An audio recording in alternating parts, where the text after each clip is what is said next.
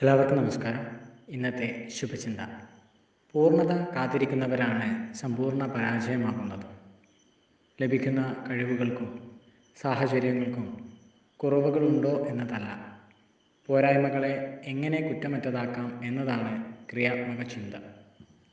ആഗ്രഹിക്കുന്ന വ്യാപ്തിയിൽ എല്ലാം ലഭിച്ചിട്ടുള്ള ആരുമുണ്ടാകില്ല. ലഭിക്കാമായിരുന്ന അധിക സവിശേഷതകളെക്കുറിച്ച് ആകുലപ്പെടുന്നവരുടെ ജീവിതം പൂർത്തീകരിക്കാത്ത സ്വപ്നങ്ങളുടെ വിലാപയാത്രയായിരിക്കും. ഇനി എന്തൊക്കെ കിട്ടാനുണ്ട് എന്നതിനേക്കാൾ എന്തൊക്കെ കിട്ടിയിട്ടുണ്ട് എന്ന അന്വേഷണ പരതയിൽ നീങ്ങുന്നവരുടെ ജീവിതം ആത്മസംതൃപ്തിയുടെ മധുര സംഗീതമായിരിക്കും. കൊമ്പിലുള്ളത് പിടിക്കാൻ ശ്രമിക്കുന്നു എന്നതല്ല തെറ്റ്, ആ ശ്രമത്തിനിടയിൽ കയ്യിലുള്ളതും കൂടി നഷ്ടമാകുന്നു എന്നതാണ്. എല്ലാവർക്കും നന്മകളുണ്ടാകട്ടെ. എല്ലാവർക്കും ജീവിത വിജയം ഉണ്ടാകട്ടെ. നന്ദി, നമസ്കാരം.